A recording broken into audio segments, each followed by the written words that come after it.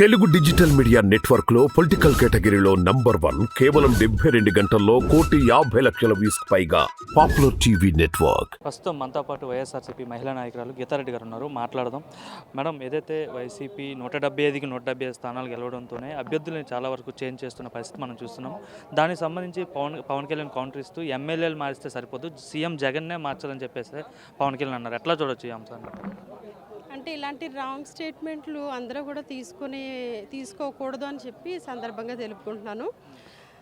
అంటే మన ఈ రాష్ట్రంలో, ఆంధ్ర రాష్ట్రంలో ముఖ్యంగా చూస్తే జగన్మోహన్ రెడ్డి గారు వచ్చినటువంటి ప్రజాదరణ ఏ విధంగా ఉందన్నది ఈరోజు ప్రత్యక్షంగా మనం అంతా కూడా చూస్తూ ఉన్నాం. ఎందుకంటే ఈరోజు జగన్మోహన్ రెడ్డి గారి పుట్టినరోజు సందర్భంగా మరి ఒక కులానికి కానీ, ఒక మతానికి కానీ, ఒక ప్రాంతానికి కానీ ఏ భేదం లేకుండా ఈరోజు ప్రతి ఒక్కళ్ళు ఆయన ఇలాంటి వ్యక్తి మన రాష్ట్రానికి ఎంతో ముఖ్యం అని చెప్పి, ఈ యొక్క జగన్మోహన్ రెడ్డి గారు మళ్ళీ ముఖ్యమంత్రి అవ్వాలని చెప్పి ప్రతి ఒక్కళ్ళు కోరుకుంటూ సంబరాలు చేసుకుంటూ ఉన్నటువంటి పరిస్థితి.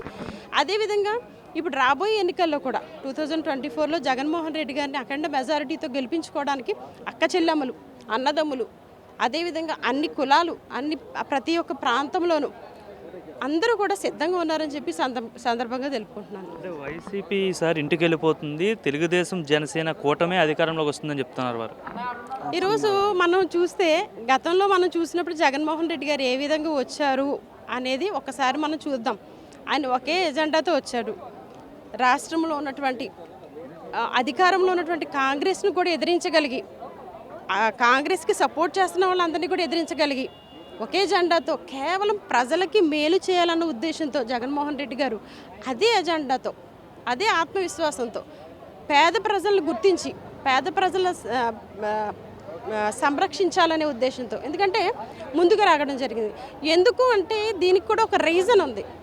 గతంలో చంద్రబాబు నాయుడు హయాంలో ఒక్క సంక్షేమ పథకం కూడా అమలుపరచకుండా ఇటు మహిళలను ఇబ్బంది పెట్టాడు, అటు రైతుల్ని ఇబ్బంది పెట్టాడు, ఇటు ఎవరికి కూడా ఒక బాబు వస్తే జాబ్ వస్తుంది అన్నాడు. ఏ ఒక్కటి కూడా చేయకుండా ఇంకో విధంగా మనం చూసుకుంటే మరి ఎస్సీలను కులం పేరుతో దూషించాడు.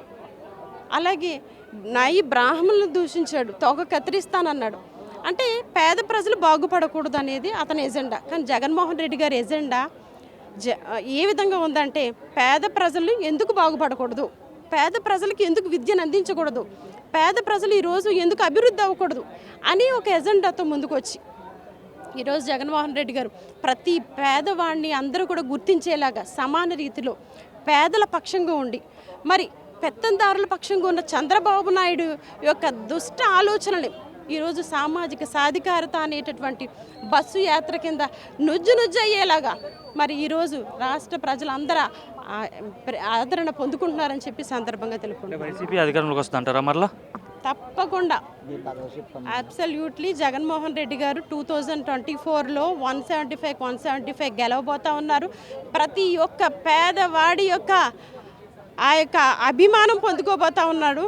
ప్రతి ఒక్క పేదవాడు ఫ్యాన్ గుర్తుకు ఓటేసి మళ్ళీ జగన్మోహన్ రెడ్డి గారిని అఖండ మెజారిటీతో గెలిపించబోతా ఉన్నాడని చెప్పి సందర్భంగా తెలుపుకుంటున్నాను.